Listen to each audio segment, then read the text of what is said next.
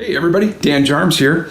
And in our process of reopening, I think some of us are trying to ask the question, what part of the government or who are we submitting to? Romans 13, 1 through 5 and 1 Peter 2 tells us to submit to the governing authorities. But in a democracy like ours, just who is that? So who has the final word, so to speak? I've asked Dennis Doherty. He is a school teacher at Gonzaga Prep. He teaches the Constitution, and he is going to give us a little bit of an overview on how that system works, and that's how we wade through who we're submitting to. Hello, I'm Dennis Doherty, and I know there's been a lot of videos like these trying to explain or give clarity to certain things, and I'm putting in my response, and I'm going to focus on the government side of things. I've been teaching government politics, been a teacher for 25 years. Although I am not a trained pastor, I certainly haven't gone to seminary. I have studied the Bible, but have put in quite a bit of time in seeking to understand what the Constitution says, have taught it, and so just want to give some of my perspective on that. And also the caveat that I'm certainly not a constitutional lawyer. I've not gone to law school and studied this at that level.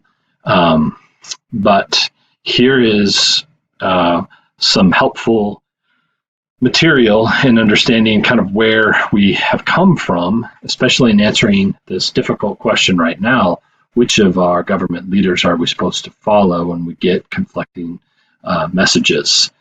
Especially in the sense that we're faced right now with a state governor giving us one communication and the president of the United States giving us one communication. So let me help try to clarify where that comes from and why we find ourselves in that situation with a little bit of explanation. So the Constitutional Convention in 1787 created in the United States a federal system of government. Federalism is embedded in our Constitution, and what it really does is it identifies powers that belong to the national government and powers that belong to the state governments. The state governments then even trickle down powers to mayors and cities and local governments. So that division of powers is a system called federalism. And we came to that conclusion in 1787 based on what was really the need of the country at the time, and we've existed under that system since. So to explain this, I'm going to use a little diagram here. Prior to the Constitutional Convention and the system that we're under now, we fought against Great Britain, who was under this unitary system of government. This unitary system of government is where all the power resides at the national level. This is what you see today in places like North Korea.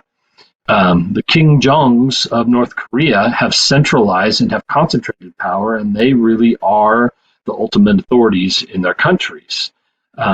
Although not exactly that system at the time, monarchies fit this unitary system of government, and King George was not giving the rights due and the representation due to the colonies. So we fought, and in the process of fighting the War for Independence, the Second Continental Congress was meeting to create a confederation government. So the Articles of Confederation is the government that we are under, and specifically shifted from this unitary system to a system where all the power resides with the states. The states have the government, and the states tell the national government what to do.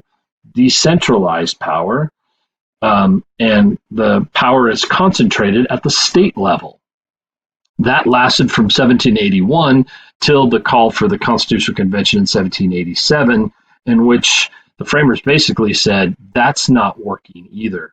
The national government needs more power, but we have to control that power, because the last thing they want to do is return to a system where they call tyrannical government, where concentrated power was to be prevented. So what they do is create a federal system of government that ultimately resides in the people, right? The Constitution starts with this great phrase, "We the people of the United States," and then goes on to the preamble.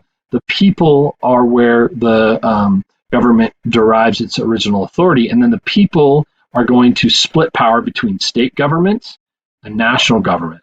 That is what the Constitution does, is it divides that power, and it tells the different forms or places of government at the national level, here's what you can do and here's what you can't do. And it tells states, these are things that the states can't do and what they can do. And so there's this division of power in a federal structure. So their functional creation of a federal system creates tension and creates a system that is a tug of war between where the power really resides. Okay? When the Constitutional Convention was created, the Constitution was created to limit power in the government, and they limit power in 4 ways. The first way is through separation of powers. The executive branch, the legislative branch, and the judicial branch each had their own specific set of powers, things that they were responsible for. It then took and limited power further with the strongest branch of government, the legislative branch, and split it into 2 houses, the House of Representatives and the Senate. This is called bicameralism, and a division of power there took that idea or that potential of concentrated power in the most powerful form of branches and separated it again. So you have that addition. And then on top of that, a third thing is they then set up checks and balances between the different branches of government. And the most obvious example of separation of powers really comes in the process of lawmaking. The legislative branch with the 2 houses are responsible for writing the law. They then pass an agreed upon law onto the president, who can either sign it into law, veto it and send it back, right? Or once that law becomes a law, if he signs it, then it's the job of the executive to execute that law. So he's the keeper of the laws. In the Constitution, it's called the take care clause, right? So the checks and balances then come into a full form when that law is challenged in the courts, and the judicial branch then decides, is that law constitutional or not? Right? And that's a longer process. So those 3, and then on top of that, a division of power between national and state governments. So we have 4 distinct limitations of power in the Constitution that's in place to try to limit power to the national government and ultimately give more power to the states.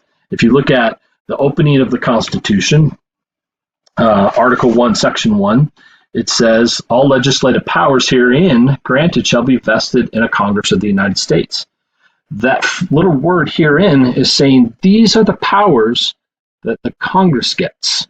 Article 2, these are the powers that the president gets, right? And delineates the powers of the presidents.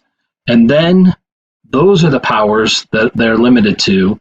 They can't go outside of those powers. They can't, add on. And then kind of the big sort of strong argument for the states comes in the Bill of Rights. At the end of the Bill of Rights, the 10th Amendment says this: the powers not delegated to the United States by the Constitution, nor prohibited by it to the states, are reserved to the states, respectively, or to the people. So really anything that's not listed in there is powers that belong to the state. So the framers created a system, and no wonder we as citizens respond, where there is tension or a tug of war between who has the power, the national or the state.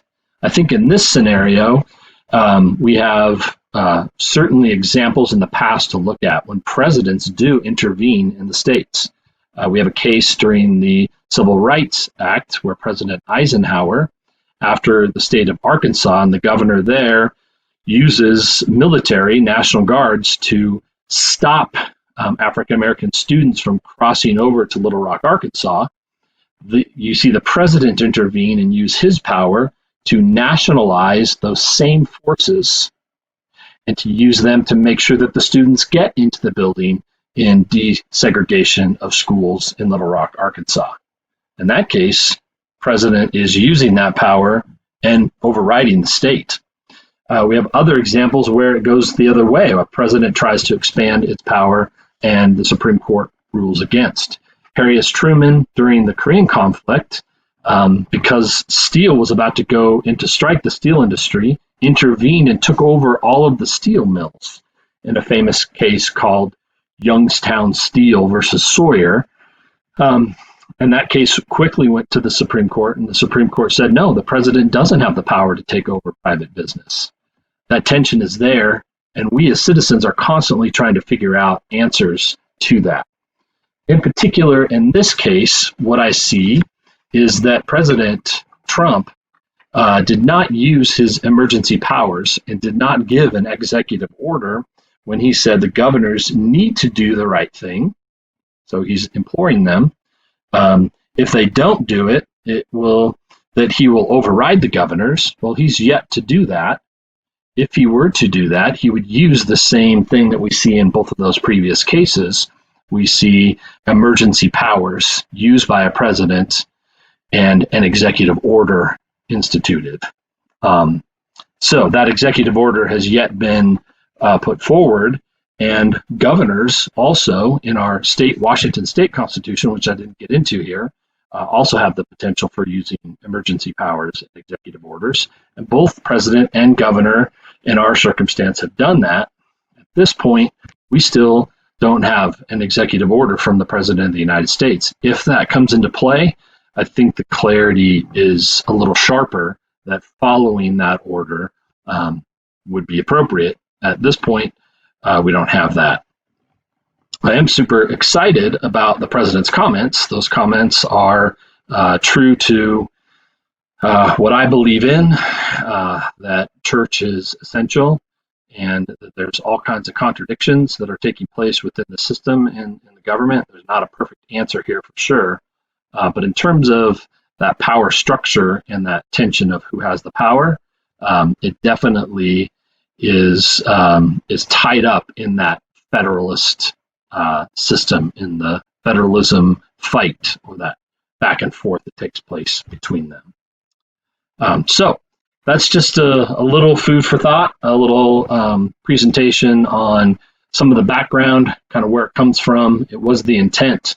So just to give a final statement here, why did the framers do all of that? Why did they create a system like that? They wanted the system to be difficult. They wanted people to disagree. Congress has to disagree and fight through and come to commonality to get a law passed. And even with all of that, they can have it vetoed by the president. So there are all of these items put in the way, and really they did that to protect against the concentration of power and for anyone to have too much individual power. That concentration could take place at the state level. That concentration could take place at the national level. But I think the Constitution, the way that's set up, is seeking to prevent that. So that's some background and a little bit on the constitutional response. Final thought here. When a case does reach the Supreme Court, there's another little section of the Constitution that's really important. And that's one of those where it takes time to get through the court. They have to take into account one of the final sections of the Constitution that's referred to as the Supremacy Clause.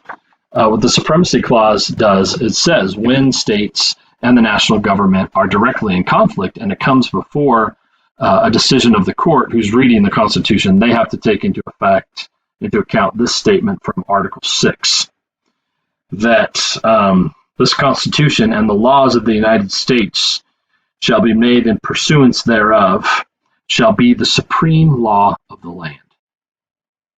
If it really comes down to it, and you have to set up two laws that compete with each other, and the national law overrules the state laws. But that's when it gets to the point where the Supreme Court is deciding what's constitutional or not, and we're not there. So hope that helps a little bit. And thanks for listening if you listened. Hope you're all doing well out there.